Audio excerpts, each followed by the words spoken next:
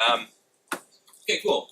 So last class we kind of laid out our ambition for the topics we want to cover. We're going to start today with the real basics, like thinking about, before we start thinking about how we can align AI models or collections of AI models to human preferences. Like, I just want to start thinking about what are preferences and what are the very basics of aggregation. So, we're going to learn about an old theorem today, Arrow's Impossibility theorem, but the motivation fits modern RLHF pipeline pretty well, I think. So, this is just sort of a summary slide, but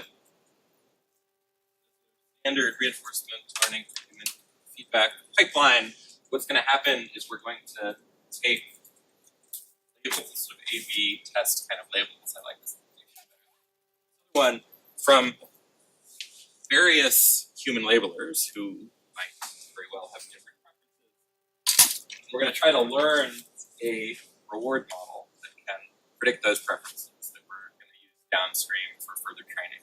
And so somehow we're trying to compress like a bunch of incomparable human labels that come from human preference data, like a single training objective.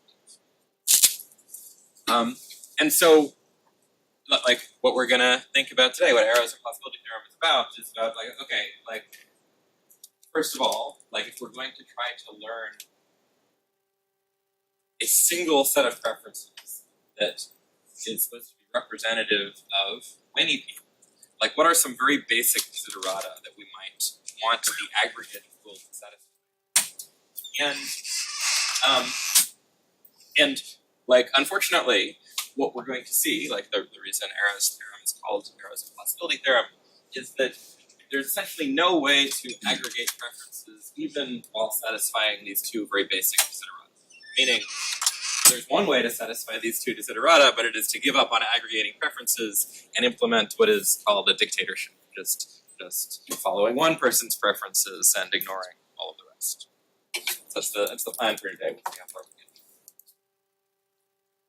Okay, so maybe like a sort of a high level schematic, like it's sort of useful to have some picture of RLHF in your mind.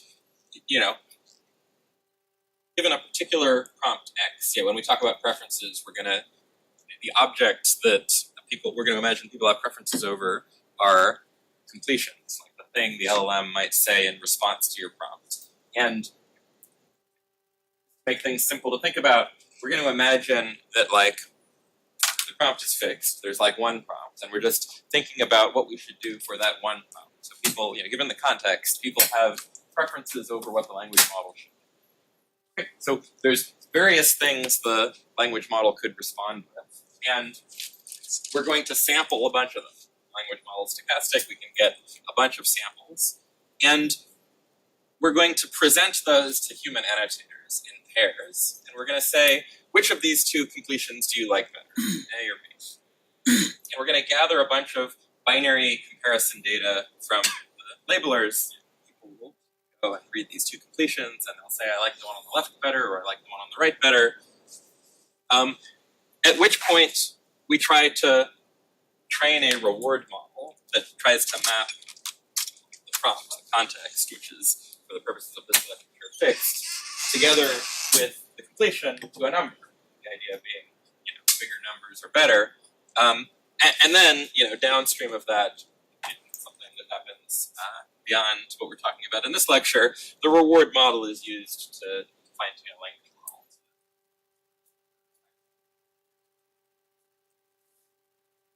model. So, again, like, we're going to zoom in on just the preference aggregation step of this lecture. So there's just one prompt. There's a set of candidate completions that we'll think of finite, infinitely many you can imagine, but like, we're not going to use infinitely many to gather like human data about. We have some fixed pool, call that set C. We've got labelers who compare pairs for this lecture, we sort of won't worry too much about the distribution of comparisons. We'll just assume that we've asked, we've gotten some comparisons for every pair.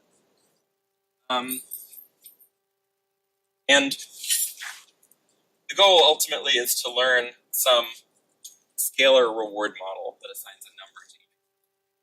What I want to observe is that having learned a scalar reward model, we have induced like a single ranking on all of the candidates.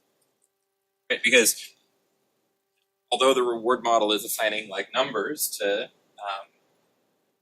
of these completions, we can just like sort them from highest to lowest. Right? We don't have sort of cardinal utilities from the labelers. We only have comparisons. So at best, from each labeler, all we know is they're ordering from sort of favorite to least favorite of their completions. And one consequence of learning a reward model is that we have sort of specified what we think the ordering should be. So like the question of Arrow's theorem is, well, okay, like what should that ranking be? Okay, and so just to maybe give some intuition that there might be something tricky here, here's like a sort of standard simple cyclic example. Let's just imagine that I've prompted like GPT 5.6 solve for a proof of something I'd like to understand, and maybe there's different kinds of answers that can be given, and there's different labelers in my pool, and they care about different things. Okay, so maybe one of the labelers really sort of doesn't like reading through tons of wordy AI slop. Like he wants like concise answer, and another one really dislikes hand waving. He wants like lots of formal rigor, even if it's like kind of obvious. He wants all of the I's dotted and T's crossed. And maybe there's a third who really likes, he doesn't care about like all of the calculations, but what he really wants is that the answer should like foreground the intuition. So like all reasonable different things you can care about, and maybe it causes these labelers, say there's 3 candidate responses, to each individually have some coherent set of preferences, but that are different from one another. Okay, so like labeler 1 prefers A to B to C. Labeler 2 prefers B to C to A, and labeler 3 prefers C to A.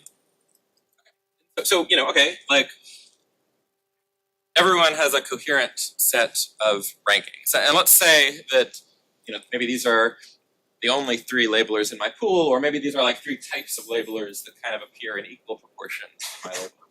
So each of these 3 rankings is kind of equally well represented in my pool of labelers. And so, now, like our job, something we have to do along the way, if we're going to try to learn a reward model, is to kind of compress these 3 preference rankings into one, because the reward model is going to induce like only one preference ranking. So what's the right way to do that? Like, one thing that might seem very natural is to just sort of take majority votes for pairs of completions. Like if I'm asking in isolation the question of which completion should I prefer, A or B, so it's like a binary question. Maybe I just have people vote. I just say, okay, let's like poll all the labelers. Is A better than B or not? Okay, that's pretty natural. Let's call that the pairwise majority relation. It just determines, in my population, are there more people who prefer A to B or not? If the answer is yes, the pairwise majority relation also prefers A to B, otherwise it doesn't.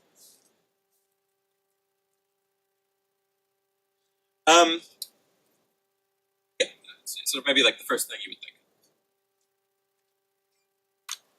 But although that's a pretty natural way to answer the binary question, like, do we as a group prefer A to B?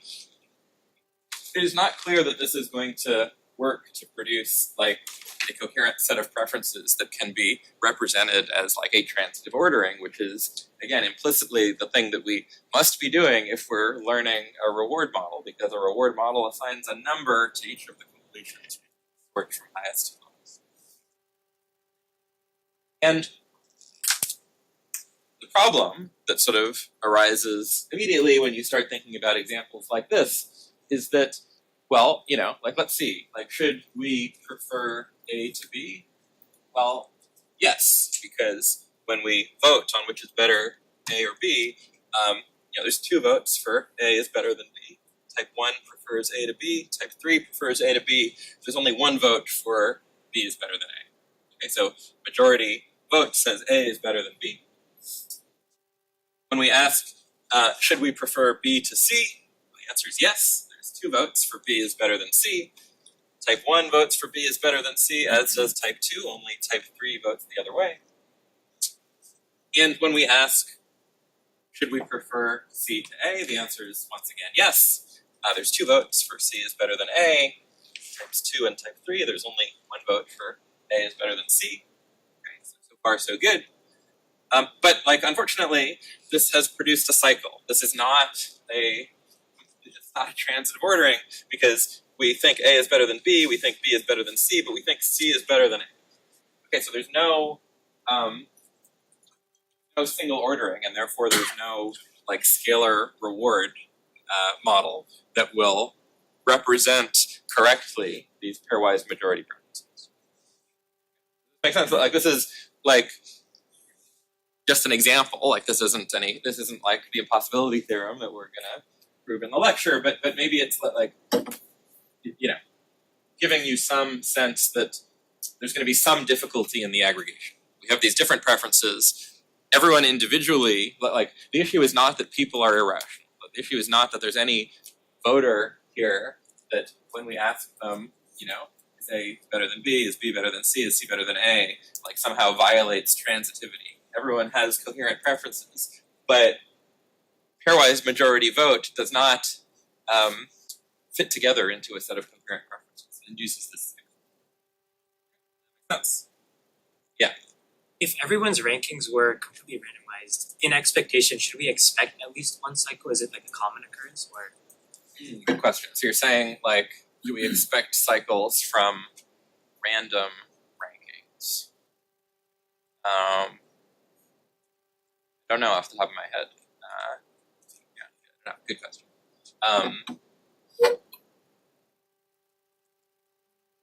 Maybe figure it out instead of maybe venturing a guess. So certainly, you can define restrictions of rankings that do not induce cycles, right? There are restricted classes of preferences for which pairwise majority does always give a coherent ranking. But what we should expect on a random population or a real population, I don't know the answer. Other questions? Okay, so this makes sense. But just as a basic warning flag, and again, the connection to maybe RLHF is that if we are learning a reward model, we are implicitly learning a ranking over completions, because we can just sort them by the reward. And there's just if we're trying to aggregate a ranking from a bunch of individually coherent but different rankings, we can come up with tricky things.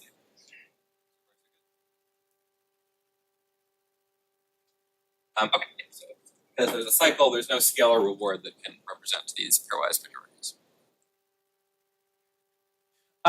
And Arrow's theorem was sort of originally about elections. This was a theorem from 1951, it's before we were learning reward models. And in the original model, you might have said, okay, well, this sort of difficulty that's arising, both the object the impossibility theorem will be about and the example of the failure of pairwise majority voting, it arises because you need to aggregate these preferences into a full preference ordering. Whereas, in an election, maybe you don't really need to do that. Everyone might individually have preferences over all of the candidates running, but ultimately you just pick one here. But the sort of reward modeling application doesn't have that room for that objection. Because if you're learning a reward model, you actually are coming up with a full ranking, and it's not just the first completion that's sort of relevant for training, like you're using.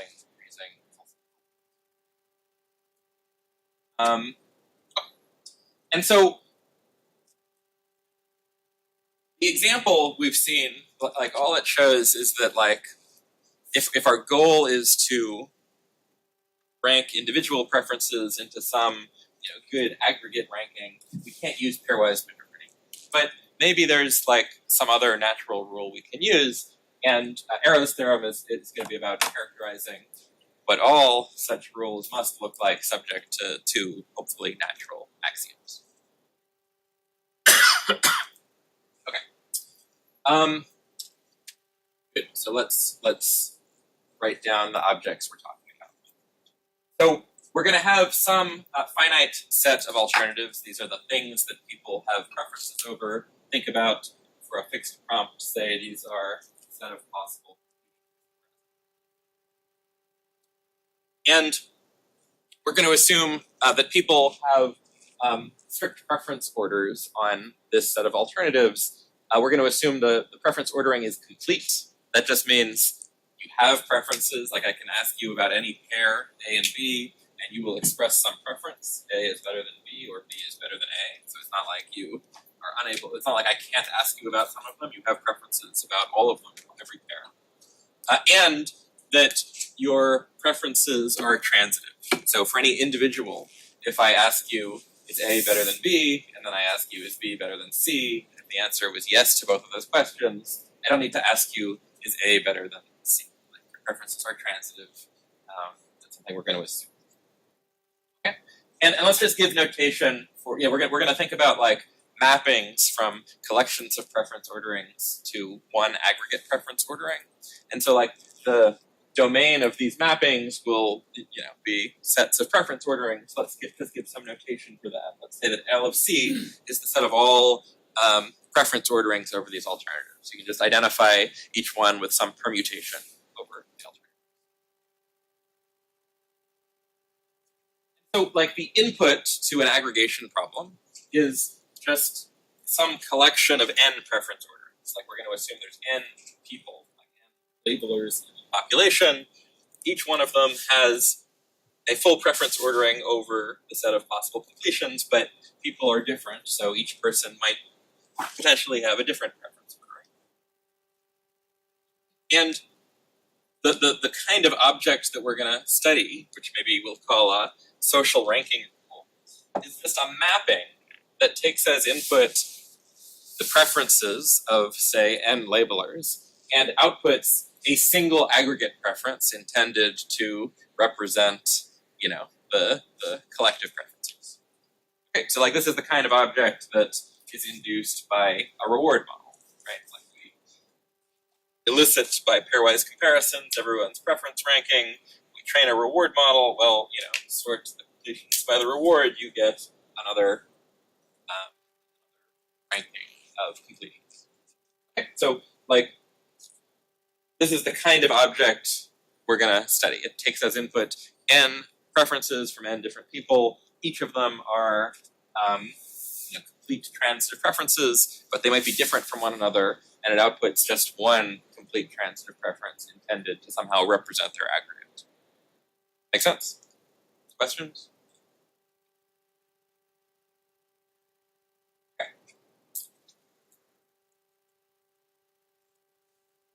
So now, like, I want to ask, like, what are some, like, hopefully minimal properties that it might be nice if this aggregation rule satisfies? Like, there's lots of aggregation rules, but, like, what are some things we want? And, like, hopefully these axioms appear to be sort of kind of minimal, unobjectionable things that you might want. Okay, so the first one is called Pareto unanimity. And we talked about it just briefly in the sort of overview lecture last time, but it's really quite weak. What it says is, if all of the human labelers uniformly and unanimously agree that A is better than B, then the aggregate preference should also express that A is better than B. But like one thing I want to note here is the requirement on the left-hand side is that there's unanimous agreement. Everyone thinks A is better than B.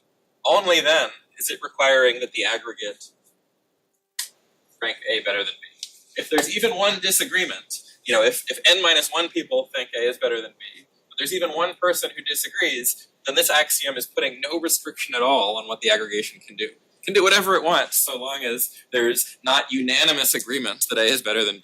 All this is saying is that if the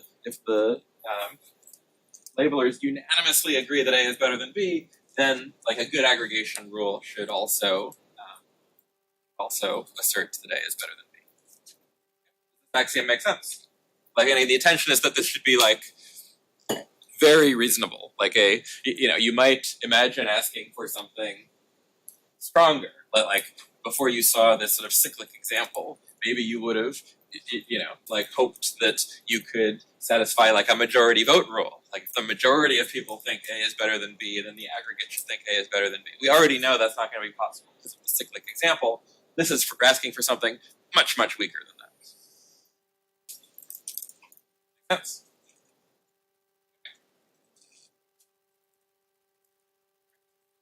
Unanimous agreement on some comparison, like the social aggregation shouldn't like reverse that unanimous. Okay. Here's another one. That's called independence of irrelevant alternatives. It says, like, the social aggregation rule, when determining whether it should assert that A is better than B, should depend only on the comparisons that the labelers have, sort of only on the beliefs that the labelers have regarding A and B. It shouldn't be that there's some like secret third option unrelated to A and B, such that if I change that, it changes what the social ordering is between A and B. Okay, so like it's saying something like, if on the one hand, everyone thinks that A is the best and B is the worst and C is somewhere in between. On the other hand, everyone thinks A is the best and C is the worst and B is somewhere in between. Then this can affect how we rank C relative to A and B, but it shouldn't affect how we rank A and B relative to one another. Okay, so formally it's saying, suppose we've got two different profiles of labeler preferences. They could be different, but they are not different in how anyone in the sort of profile of preferences ranks A relative to B. Okay, so for each person I, if person I thinks A is better than B on the left, they also think A is better than B on the right. And vice versa. Okay, so like, between the left and the right preferences, people might have changed how they rank A and B relative to like third options, like C, but nobody has changed how they rank A and B relative to one another. Then the IIA axiom asks that the social aggregate that comes out of both of these profiles should rank A and B the same way, whatever that way is. Right? Like it's not constraining it to rank A better than B or B better than A, but it's saying if it ranks A better than B on the left, it should also rank A better than B on the right, because nobody's preference between A and B has changed. That makes sense? These are the two axioms that go into Arrow's theorem. Clear what they are? Yeah. The notation. Yeah, good. This is an unfortunate notation, but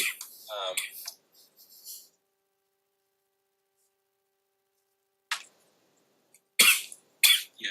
Okay.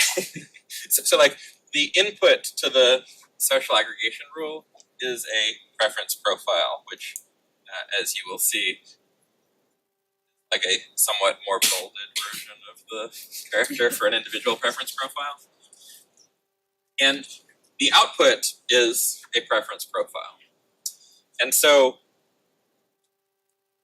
when we're thinking about like what happens, what output we get when we have one preference profile over another, we need to refer to like two different outputs. The output when the input was something. So when we need to do that, we will write the input profile as a superscript to the output ranking. The superscript is a profile, that's why it is, as you can see very clearly here, somewhat more bolded. But in this case, yeah, like rather than sort of attempting to check whether it's more bolded or not, there's kind of like a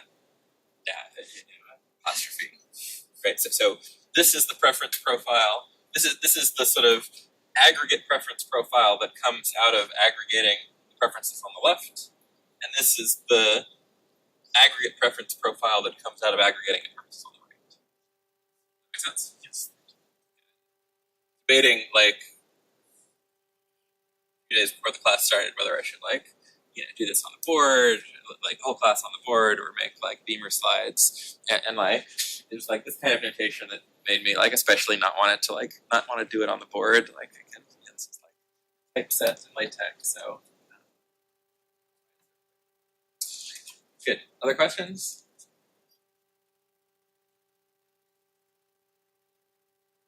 Okay.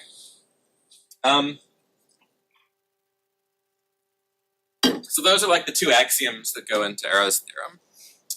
And then like, here's sort of the object that's going to come out of Arrow's theorem. An aggregation rule is a dictatorship.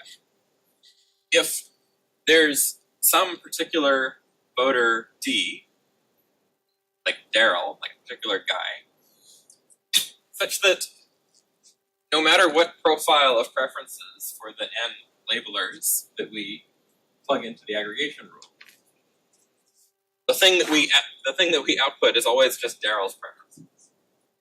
Okay, like there's just some guy D, such that no matter what profile is input to the aggregation rule, the output preferences are exactly the preferences of agent D. Meaning, if agent D likes A better than B, then so does the aggregate for every pair A and B. Okay, so this is technically like an aggregation rule, but one that sort of hardly deserves the name. There's no aggregation happening. We just had picked out some guy ahead of time, and our rule is just to copy whatever he says. We ignore everyone else. Everyone other than Daryl has no effect on the output of the aggregate. Why is a dictatorship so bad if a single person could be the best person among all? Yeah, what's wrong with a dictatorship? You could have an enlightened king, right? Yeah, I mean, I'm not trying to pass moral judgment here, but this isn't an aggregation rule. You did maybe you should have just asked Daryl. You shouldn't have bothered recruiting these other labelers if what we were going to do was just use Daryl's preferences. But beforehand, we don't know that the dictator will be Daryl. Oh, we do, yeah. Because it wouldn't be a dictatorship if we could look at the preferences and then somehow decide who had the best preferences and pick them. Whether something is a dictatorship or not, that's a function of the aggregation. It means there's some guy, Daryl, identified ahead of time, so that no matter what preferences are plugged in, we always output Daryl's preferences. It's not just that, for every set of input preferences, there exists a D such that the output preferences belong to that D. That there exists a D such that for every set of input preferences, we output D's preferences. Does that make sense? Or have any idea about what the preferences are whatsoever, can I say, okay, you are the dictator now? Are you asking a computational question? We haven't talked about how you represent in code this rule, but yes, from the description of the rule, in principle, the it'll just specify for every set of inputs like what the output is.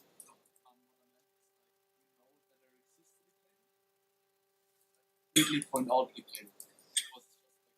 Oh well, I mean, there's I mean, if there's n, but like maybe I'm not sure of sort of where temporally you are asking this question. Like there are n different dictatorships. There's one that follows labeler 1. There's one that follows labeler 2. Those are all dictatorship rules. They're different. And of course, if you handed me a description of one, I could figure out which one it is. Maybe this is the question he's asking, like, do you know ahead of time who D is such that it fits both axioms? Any dictatorship will satisfy both axioms. So,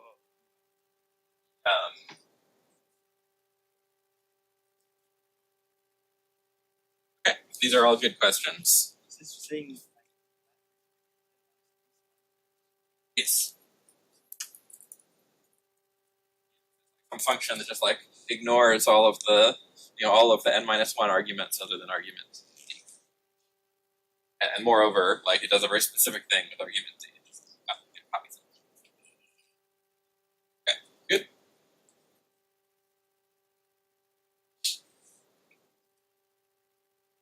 Okay, so like a dictatorship does satisfy these two axioms. Like if everyone agrees that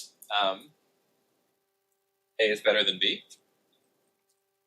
well, everyone includes the dictator, so the dictator also thinks A is better than B, and so the aggregate will, since it's just the dictator's preferences, like satisfy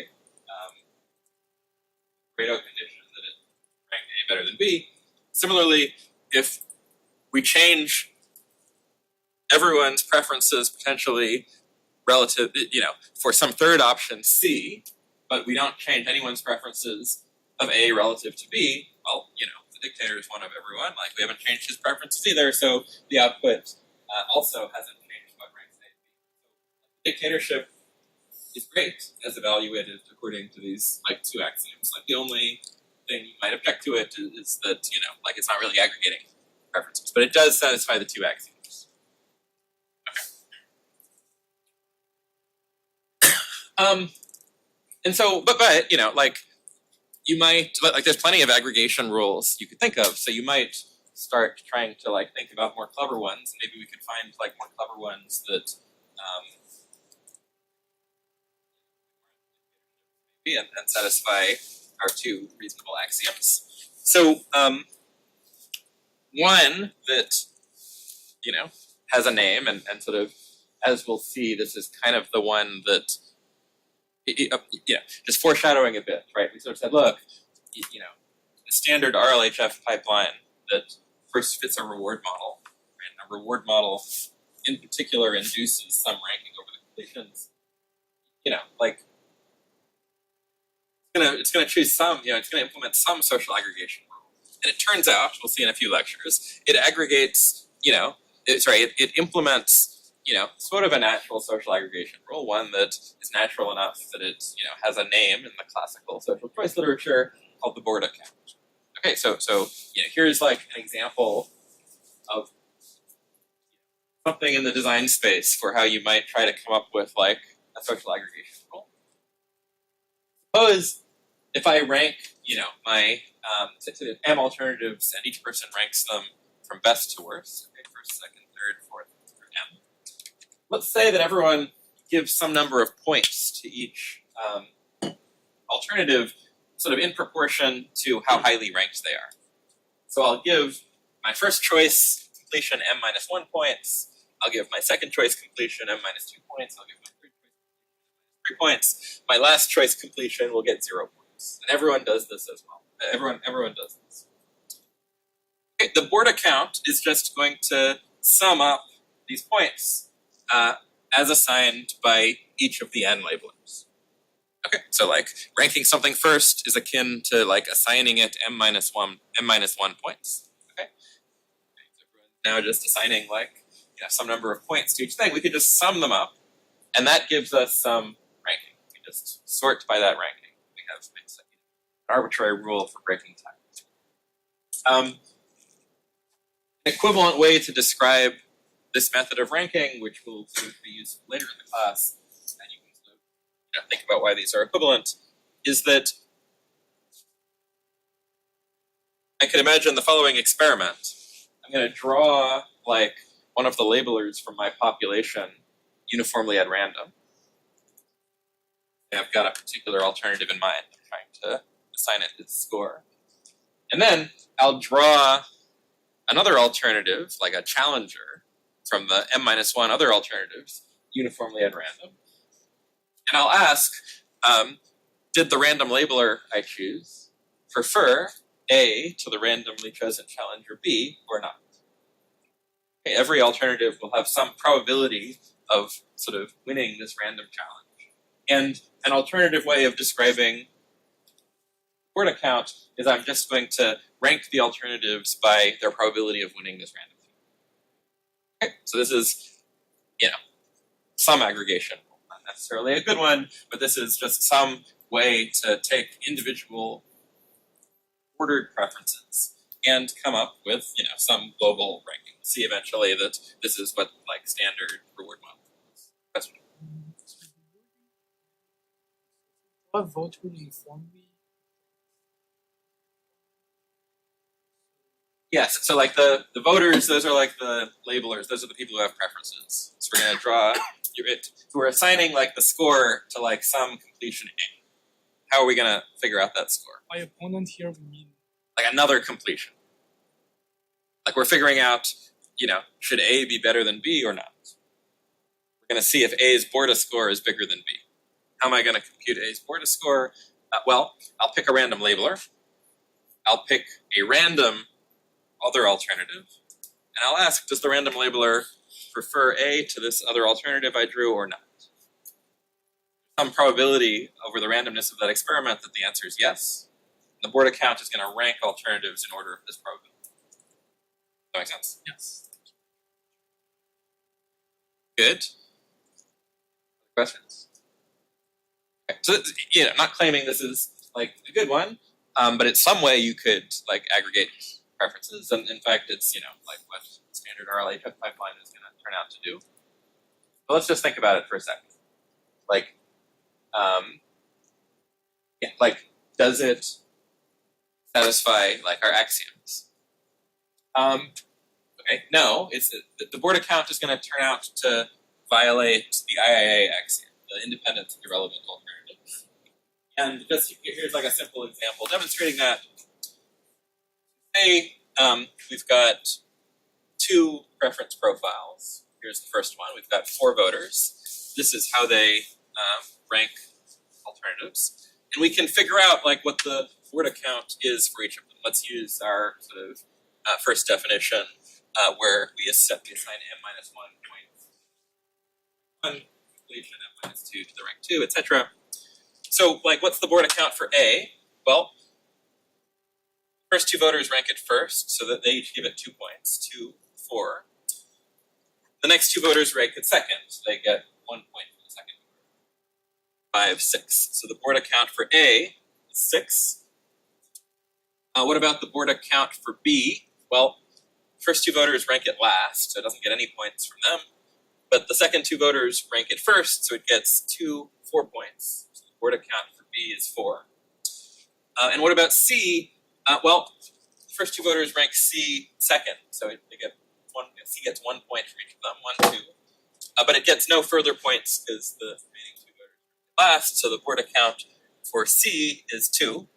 And so, so for this first set of preferences, the Borda counts are 6, 4, and 2. Okay, now here's another profile, P prime. And what I want to note is that between P and P prime, the only thing that has changed is how people rank C. Everybody agrees in both P and P prime on the relative ranking of A and B. Right? Like voter 1 in both P and P prime thinks that A is better than B. Voter 2 in both P and P prime thinks that A is better than B. Voter 3 in both P and P prime thinks that B is better than A. Voter 4 in both P and P prime thinks that B is better than A. Okay, so the only thing we've changed when moving from P to P prime is where C is in the ranking. We haven't changed anyone's opinions about which is better, A or B. But when we compute the board accounts, like, what does A get? Well, A gets 2, 4 points, but no more. So the board account of A is now 4. B gets 1, 2, 3, 4, 5, 6 points. The board account of B is now 6, and the board account of C remains 2.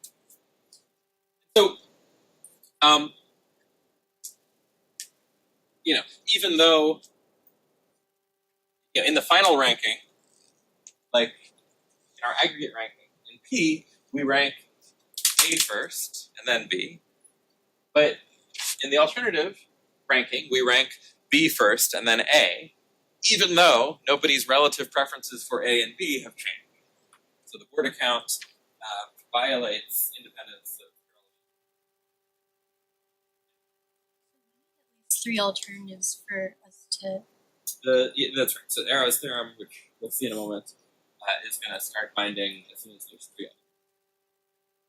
Yeah, you can't even really express independence for relevant alternatives.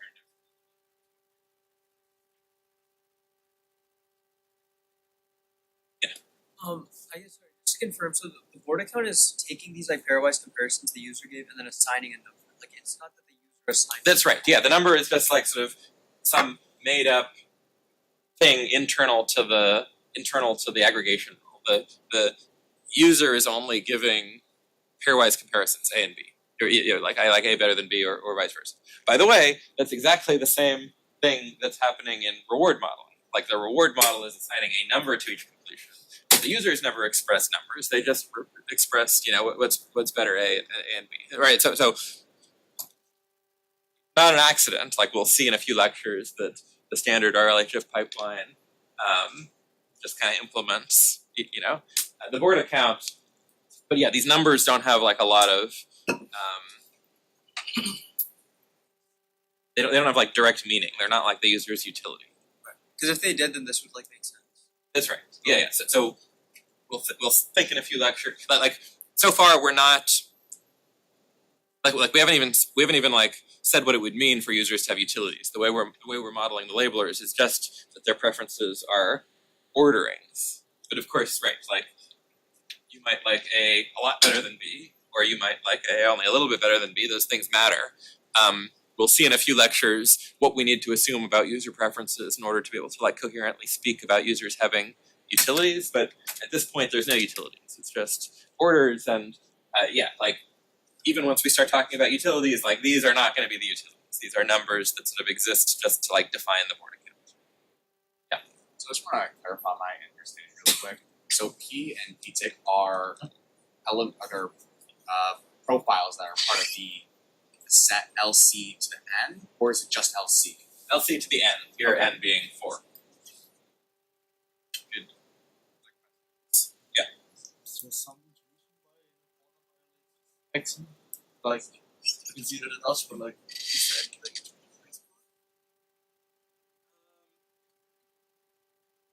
anything? Yeah. See, I don't know of any like intuition that I can express beyond sort of maybe what will emerge just from like staring at this example. When we're going from P to P prime, is that like people's preferences changed over time? I'm not imposing any sort of temporal like interpretation of this. Like but like the object that we're thinking about and that Arrow's impossibility theorem will apply to is the aggregation rule, which is a mapping from input profiles of preferences to an output ordering. Okay, so to think about the properties of that mapping, we think about what it would do for different inputs. That's what the IIA axiom, that's what both of the axioms speak to, sort of what this sort of relations between what this mapping has to do on sort of different inputs. And so these are just two different preferences and two different possible inputs and what their output. The actual preference is only one of them. Well, like the actual preferences could be either of them. like the aggregation rule has to take as input whatever the actual preferences are. Right? We don't know them ahead of time, and it needs to map them to some output. These are the actual preferences. The Borda rule outputs A is greater than B is greater than C. If these are the actual preferences, the Borda rule outputs B is greater than A is greater than C. And the rule maps any set of preferences to get some particular output when we see what the preferences are, but like the rule specifies what would happen for any set of inputs. The algorithm. Does that make sense? The correct intuition, but I guess if you think of it as like two candidates running in a race, A and B, and then you have a third candidate, C, where C is either closer to A or closer to B. Then if A is closer to C, even though the rankings between A and B may stay the same, it might split the voters differently in terms of, I guess it's like ranked choice voting. Yeah. So that's why it might change. Even if Yeah, something like that. Like right. So like the origins of like Arrow's Impossibility are of course not thinking about RLHF, they're thinking about elections. And so people worry about this kind of thing in elections all the time, that, like,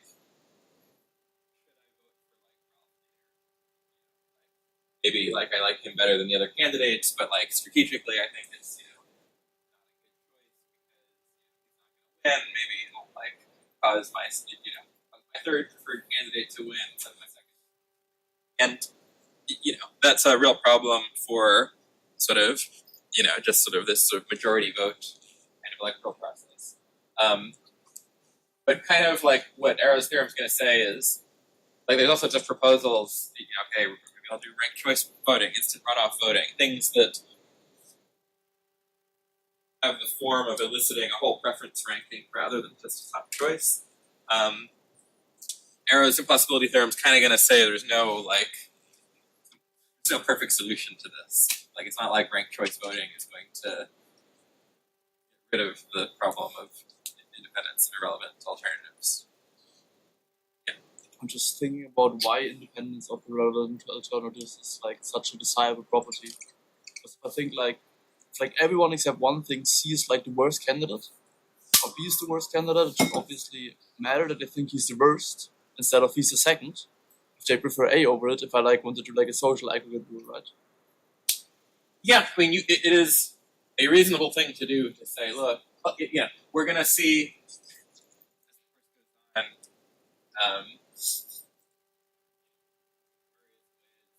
around this that might involve things like not learning,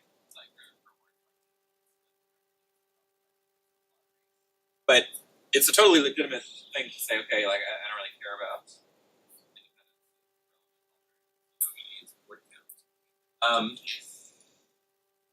it's a little bit weird that our sort of expressed social could change when nobody has changed. You're allowed to change your preferences. A violation of independence of irrelevant alternatives is not that. It's saying that the expressed preferences only between A and B also change. But, but like, ultimately, Arrow's theorem is not making some moral judgment that you must satisfy these two axioms. It's saying, if you want to not be a dictatorship, and you want to not be a dictatorship, and you want to aggregate preferences, you have to violate one of them, so then you can choose to. I'd say it even makes sense that if you think about like just assigning numbers of like a preference to each, and then I say, I don't know, A is 10, C is 5, and B is 0, and then for some reason I push B up to like 9, then obviously on aggregate, like I care less about the difference of A and B now, and it's like the same as like moving C behind, right? But like, you're not expressing like I see preference like that that. I don't express it, but like in this case, but like obviously there's maybe this thing behind it, if you have like two Maybe, but like, relations. and we'll talk later in the class about sort of actually expressing sort of like strength and preferences. So like, but note, right, that like the order, like, it's not like I can't infer your preferences from the order, right? Like, if you like A way better better than B, or if you like A just a little bit better than B, there's no way for me to learn which of these two worlds we live in just by asking you these binary pairwise comparison questions. So one of these things might make sense. Like this would make a lot of sense if these numbers were your utilities, but they're not. Like because there's two worlds, one of which they are your utilities and one of which they're not, that would induce exactly the same set of preferences. So, yeah, like you know, I agree that like adding up people's utilities and making a reasonable thing to do, and in fact we'll see in a few lectures that when people have utilities, that's the only reasonable thing to do. That's the only thing. But like the issue here is that utilities are just not identified by these binary. It's just by staring at this example. Call it IA. From P to P prime, like water 1 and 2 is trying to move C up, but water 3 and 4 are trying to move C down.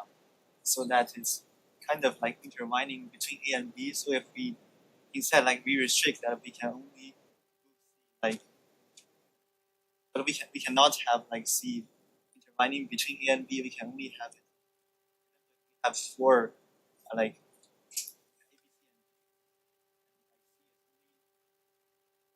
allowed to like change between D.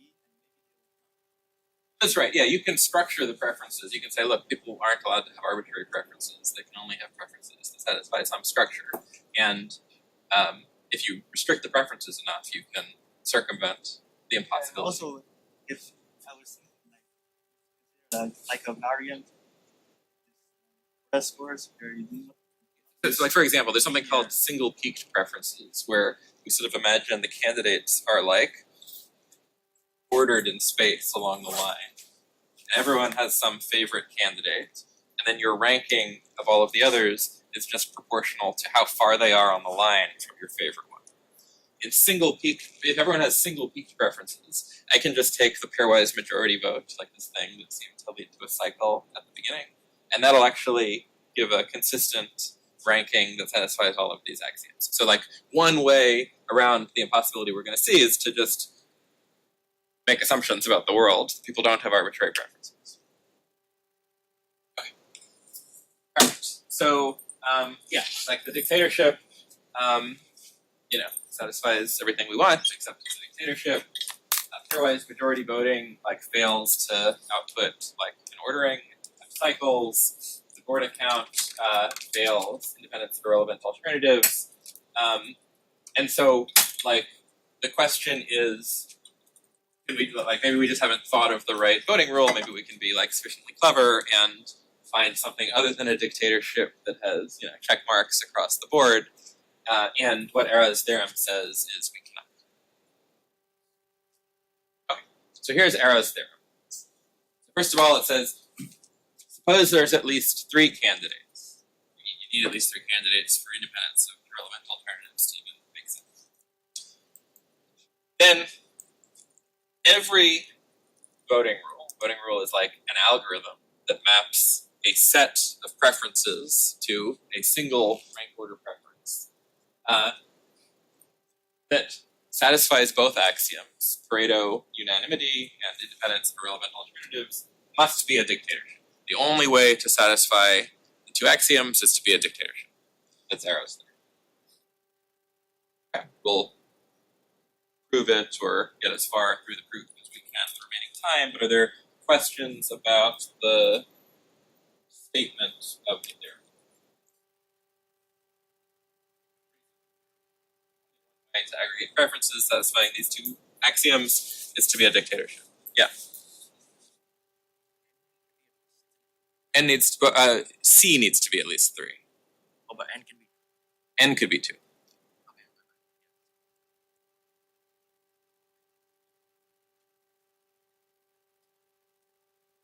Okay, so the proof is going to proceed through sort of a series of lemmas.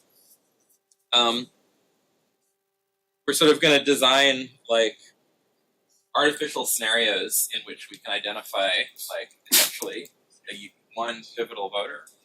And then we're going to use the axioms to kind of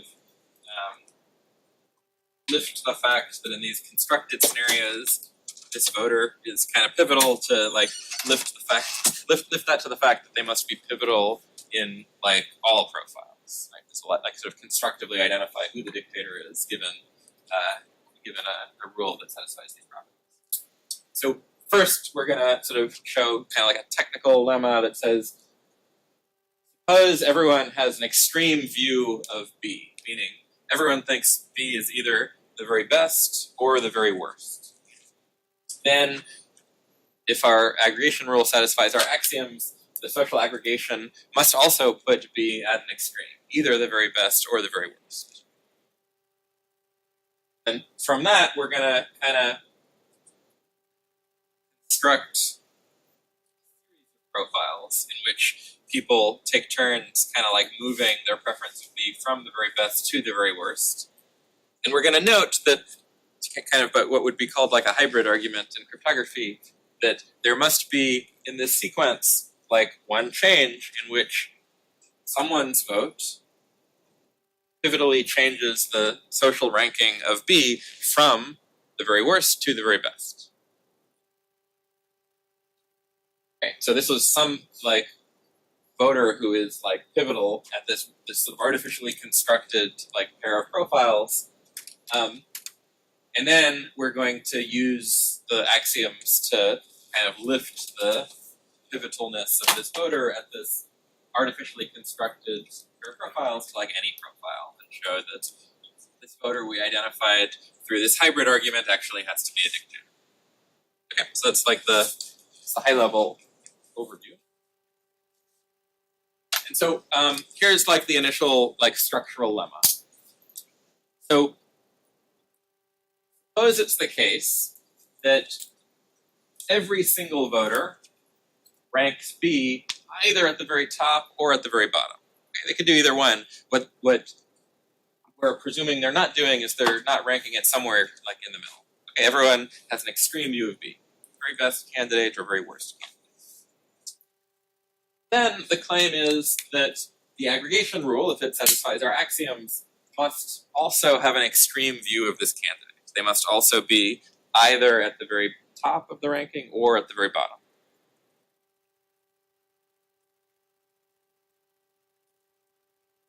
And so, like, why? Well, suppose it wasn't the case. Okay, that just means that in the final aggregate ranking, like B is not extreme, meaning there's something that the aggregate ranking ranks better than B, call it A. There's something that the aggregate ranking ranks worse than B, call it C.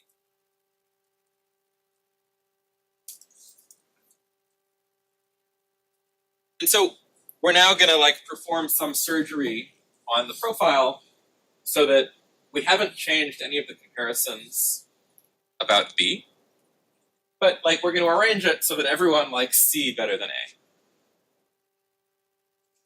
We get to some contradiction.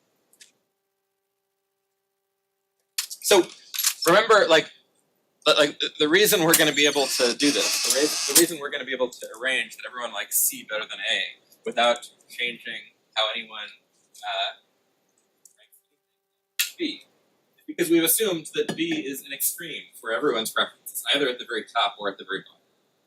And so there's only like two cases. If B is the very top, then everyone ranks B better than everything. In particular, they rank B better than A, and they rank B better than C. And so we can just move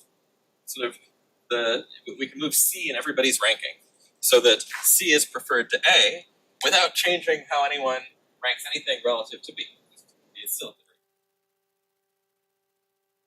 top. Or, like, for someone who ranks B at the very bottom, well, if they rank B at the very bottom, they think A is better than B, and they also think C is better than B.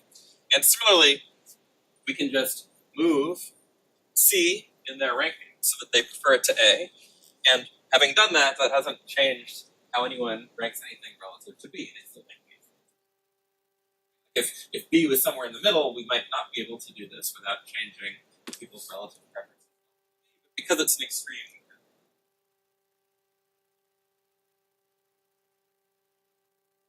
Okay, and so now we apply our two axioms. So we're assuming that our aggregation rule satisfies independence of irrelevant alternatives. Okay, and because this modification hasn't changed anyone's preferences relative to B, it hasn't changed how the social aggregation ranks anything relative to B. Okay, so the original preferences cause the aggregation to rank A better than B better than C. Well, independence of irrelevant alternatives must cause the social aggregation to also rank A better than B better than C, because we haven't changed the comparisons for anyone between A and B or between B and C.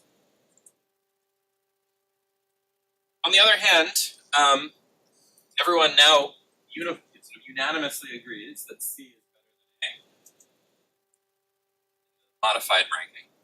And so the Pareto axiom requires that the aggregate ranking also puts C better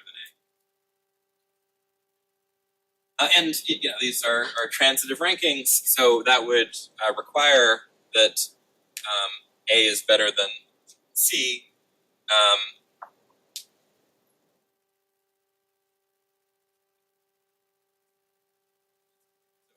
From independence of relevant alternatives, we get A greater than C, but from Pareto we get C greater than A, so that's a kind. So we've established sort of this structural fact, not yet clear what the relationship is to the impossibility theorem, but this structural fact that if it happens that the input preferences all rank B at some extreme, then the output preference also must rank B at some extreme. We don't know which one, but that's what we've established in this. So now, let's use this fact to, yes?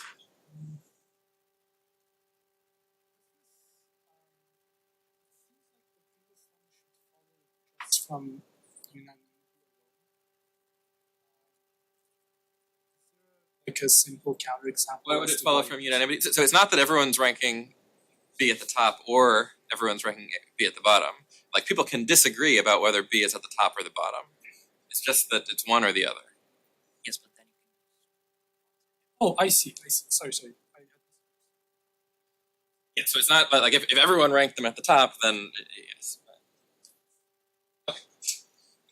So now I want to sort of construct an artificial sequence of profiles that will allow us at some particular profile to identify a pivotal voter.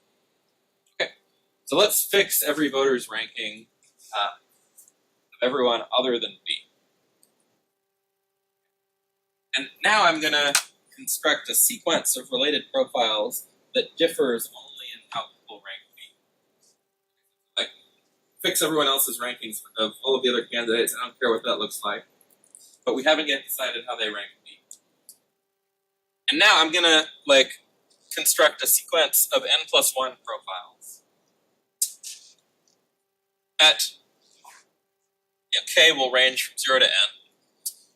At profile K, I'm going to take voters 1 through K, and I'll insert B at the very top of their ranking. For voters K plus 1 through n, I'll put B at the very bottom. Okay, so initially, everybody ranks B at the bottom. Then the next profile over, the first person changes their mind and ranks B at the very top. The next one over, the second person changes their mind and puts B at the very top. As we go from K equals 0 to n, people are just one at a time moving B from the very bottom of their ranking to the very top. Let's think about what's got to happen to the social aggregate as we start changing the input from sort of the first profile to the second profile to the third profile. So, in all of these profiles, everyone ranks B at some extreme, either at the very top or the very bottom. So, what we've established in the last lemma is that the output for all of the aggregations must also rank B either at the very top or at the very bottom. Now, at the first profile, P0, everyone ranks B at the bottom. And so the Pareto axiom requires that the output there must rank B at the bottom. Similarly, at the very end, everyone unanimously ranks B at the top. The Pareto axiom there requires that the aggregate output must also rank B at the top. And somewhere in the middle, it must change, right? Like the output is going to start with everyone. The output's going to start initially putting B at the very bottom. It's going to end putting B at the very top. And so it could change multiple times, but like there will be at least one index such that between, D and D plus 1, all that has changed is voter D's preferences for B. And that has changed the social ordering from putting B at the bottom. That's going to happen at some point. Okay, so let's just focus on that profile. There's some profile at stage D minus 1. Let's call it P minus. And there's some neighboring profile at stage D. Let's call it P plus. All that has changed is voter D's preferences. Otherwise, the two profiles are identical. And at P minus, voter D places B at the bottom, and so does the social aggregate. And at P plus, voter D places B at the top, and so does the social aggregate, and that's the only thing that has changed. And so let's say that voter D is extremely pivotal for candidate B at this particular pair of profiles, P minus and P plus. This is like pretty far from saying that D is a dictator. All it's saying is that at this particular profile, P minus, they have the ability to unilaterally cause the social choice to cause aggregate to either rank B at the bottom or at the top by just expressing their own preference in one of those two ways. Okay, so D has some very minor dictatorial control, but it's only at this particular profile as far as we know, and it's only relative to whether we put B at the bottom or the top. Okay, and our goal in the rest of the proof is to kind of take this voter D and to show that actually their dictatorial control goes far beyond that. Like at every profile, for every ordering, they have to be able to dictate that. Okay, but all we've done so far is we've constructed like an artificial profile where they have some limited form of dictatorial control. Okay. So let's try to extend this to every profile. So first, we will show that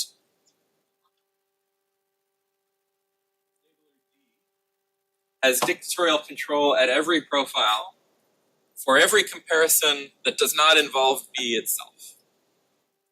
We'll have to later show that this extends to comparisons that involve B. But still, like this is already lifting their very limited dictatorial control at this one profile with respect to just whether B was at the top or the bottom to sort of a much more general form of dictatorial control. We're going to show that we've identified a voter D that can unilaterally at any profile determine how the social order will rank any pair of candidates A and C that are not equal to B. It's saying at any social profile, the social order will have the same ranking between A and C as D does. Yeah. Yes, we constructed voter D here, right? Because we're just changing one voter at a time, and the social choice rule at some point changes from ranking B at the bottom to B at the top, and so like that must happen at one of these transitions. Yes, it's not unique. We're just we're going to take any one. We will establish by establishing that D is a dictator. We will conclude that there can't be multiple Ds, but that's not clear yet.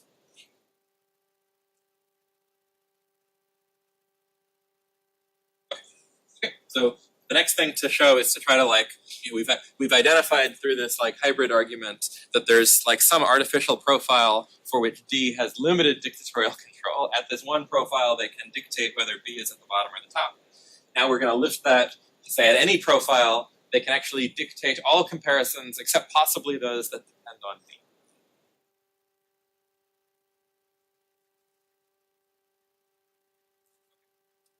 And the way we're going to do this, we're going to start with some profile R, and we're going to construct some auxiliary profile that lets us match the pivotal profile in a particular way that will let us sort of transfer the conclusions. Okay. So first, fix any profile R that has D, our supposed dictator, preferring A to C. Our goal is to show that the social ranking rule must follow his dictates and also prefer A to C. And as part of the argument, we're going to construct this artificial profile Q. Here's how we're going to do it. All of the voters who have index less than D, this is their indexing in the hybrid argument, are going to put B at the very top.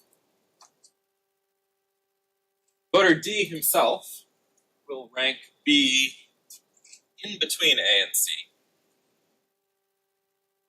And all of the voters with index bigger than D will put B at the very bottom. Otherwise, all of the comparisons between A and C in our artificial profile are just going to be the same as they are in R. Basically, that's how this artificial profile Q is connected to R. Everyone agrees on how A and C are ranked in these two profiles. The only thing we're doing is when we are constructing Q, we're messing around with where they rank B. Otherwise, we've got the preferences.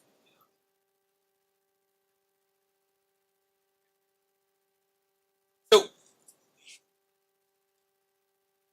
one thing we get from this construction is that we are matching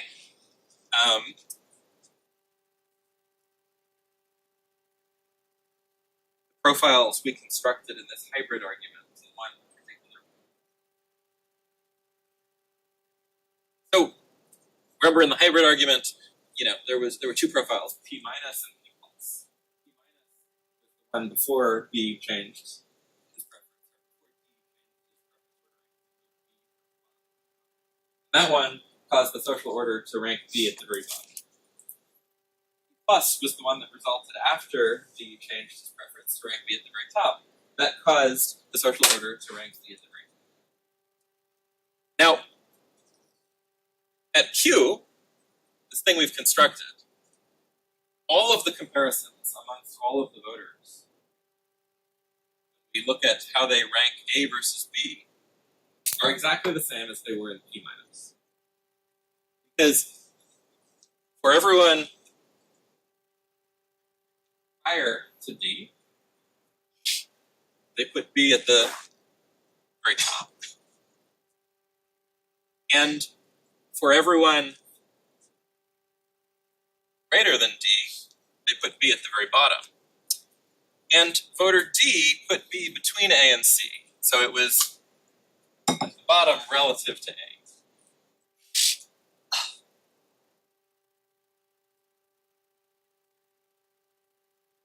And so, because B was at the very bottom in our construction P minus, and therefore ranked less than A, and we haven't changed any of the relative A versus B comparisons in this construction. In our constructed profile, the social, because of the independence of the relevant alternatives axiom, the social aggregation rule must, just as it did in P minus, rank A above B. On the other hand, if we look at not the A-B comparisons, but the A-C comparisons, those match the AC comparisons that all of the voters had. B plus, the sort of next sequence in this hybrid argument. Why? Well, because again, everyone below D puts B at the bottom. Everyone above D puts B at the top. In the hybrid argument, the only thing that changed at step D was the placement that voter D had relative for B. But voter D here puts B between A and C. So although he, relative to A, B is ranked lower, relative to C, B is ranked higher. So you've got the same preference as after his swap relative to C, but the same preference as before his swap relative to A. So similarly, like this one preference profile we've constructed, when we look at people's BC comparisons, those are exactly the same as they were in like the next profile in the hybrid argument, P+. And again, since at P+, that was how it was constructed, B was ranked at the very top. Well, there, everybody preferred B to C. We haven't changed the BC relative rankings, and so again, by independence of irrelevant alternatives, here the social aggregation rule must prefer B to C. So it has to prefer A to B, and it has to prefer B to C. Okay, so at this auxiliary rule, A is preferred to B is preferred to C. Transitive, so A is preferred to C. But we started with this target profile R. When we constructed Q, we changed where B was placed, but we didn't change any of the AC relative rankings.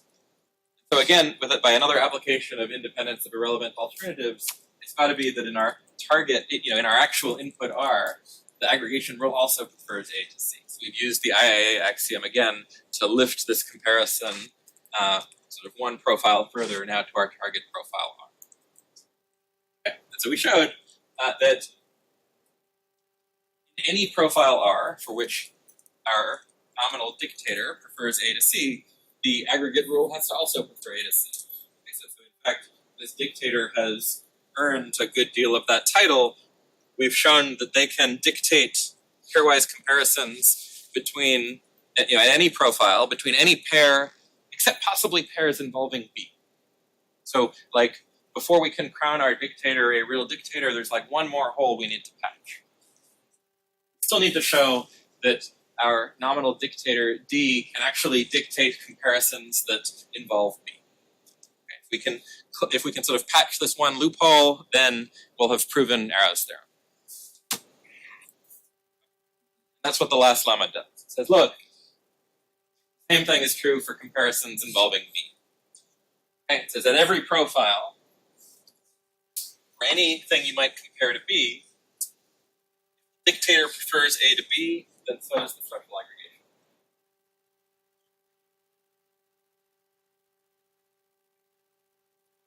Let's choose, as part of the argument, any third alternative C. Remember, we're assuming there's at least 3 alternatives. So let's choose a third one, C. And pick any target profile in which the dictator prefers A to B. What we need to show is that the social aggregation rule also prefers A to B. So again, we're going to construct like an auxiliary preference profile. And we're not going to change anyone's A-B comparison. The only thing we're going to do is we're going to mess around with C. So we're going to arrange voter D's preferences, the dictator, so that they prefer A to C to B. And we're going to arrange C for everyone else so that everyone else prefers C to B. Okay, so we haven't changed the A-B comparisons at all. We've just messed around with where C is ranked. Now, we already know that our dictator can dictate any comparisons that do not involve B. So in particular, they dictate the comparison between A and C. So our dictator prefers A to C. It doesn't involve B, so we've already proven that the social aggregation rule at Q must also prefer A to C.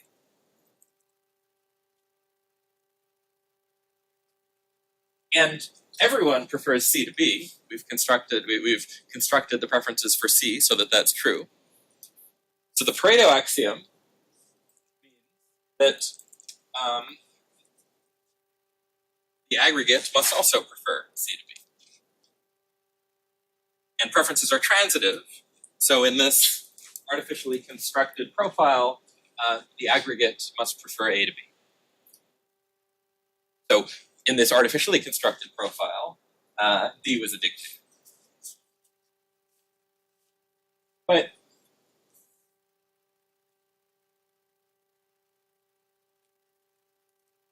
artificially constructed profile maintained all of the A-B relations from our real profile R.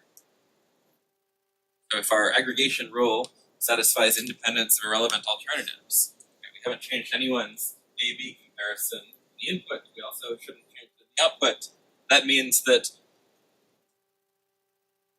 at our arbitrary profile R, the aggregation rule must also prefer A to B, must agree with the dictator's preference. Another case, which is essential data.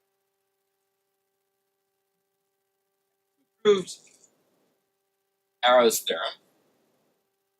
The mechanism of proof is to sort of construct like artificial profiles in which we can identify someone that had some limited form of dictatorial power. And then we essentially used over and over again our axioms to kind of like transfer the conclusions that we were able to make about these artificial profiles to arbitrary profiles and sort of strengthen what we knew about this dictator.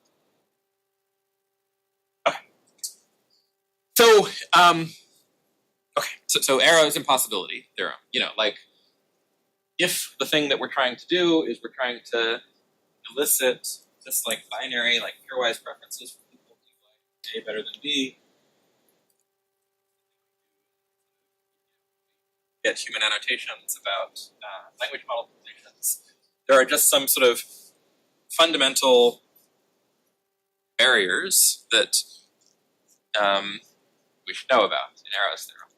Now, that doesn't mean that there's no way forwards. It just means you need to like grapple with Arrow's theorem along the way. So, it's already been pointed out that like in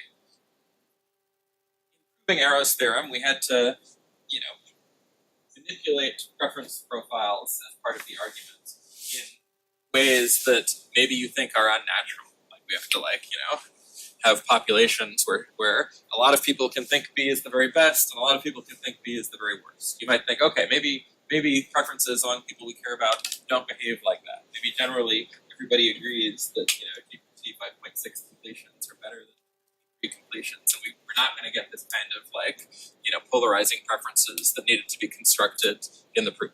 And indeed, if you're willing to believe that preferences are restricted, then you can escape Arrow's theorem. For more restricted classes of preferences, Arrow's theorem doesn't necessarily hold. There are people study when it doesn't. There's a family of preferences called single-peaked preferences where pairwise majority works.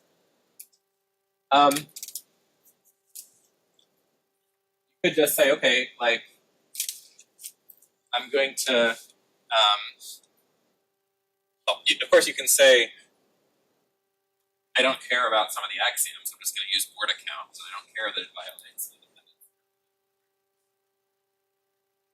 You can also think about changing the object you're trying to construct. Like a language model induces a distribution over completions. It's randomized, so it doesn't necessarily need to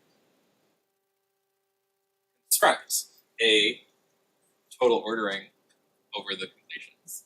That's just something that you do along the way because, if the first step is constructing a reward model is the thing that induces a total ordering. But you can say, okay, well, I'm just going to think about distributions as first order objects. Okay, we'll think about that in a couple lectures. These are called maximal lotteries. output for a particular. So it's not talking about like the rankings here are preference rankings, not necessarily about what the outputs are. The reward model sort of induces some ranking, but the output is of course a distribution, not a ranking. And so when we talk about maximal lotteries, we're going to kind of try to like circumvent the reward modeling step to avoid this kind of arrow impossibility. And of course, and this is something that's already come up, like we could try to elicit richer information. Like Arrow's theorem comes from, in part, the fact that we're eliciting just these pairwise comparisons. It's ignoring the strength of the comparisons. Okay, if we had utility, if we could measure the strength of the comparisons, maybe there's other stuff we could do. And we'll think about that. Okay.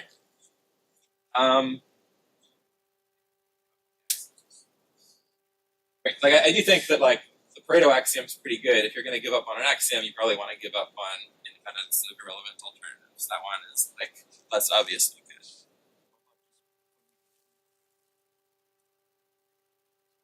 Oh, you want to add more axioms? Oh no. As in like it's could be like a restriction assumption. Oh yeah, okay. It's a So that's like another restriction. like you could further require your aggregation rule to be permutation invariant, like anonymous. That seems very reasonable, but of course that's only going to add more impossibility.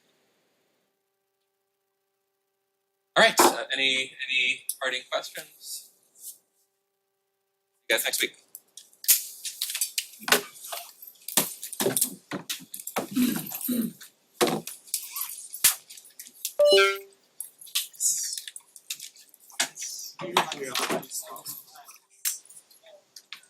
I just grab his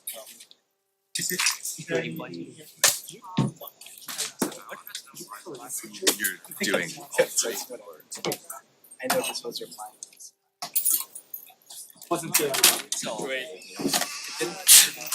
oh yeah, that might have been Because he was talking about some stuff they talked about. for that.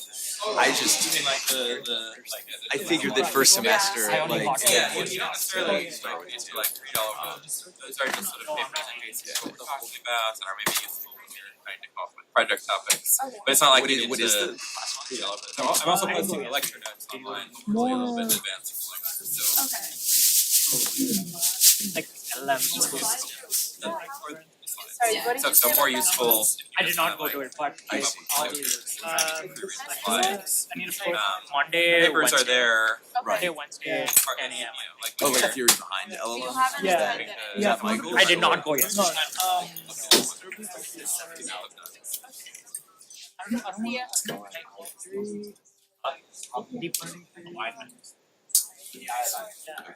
Yeah, look at all these opportunities. Say hi. But you can also like, like be the change you want to see by turning the Slack into, like a collaborative social environment. Everyone's probably scared. But say hi.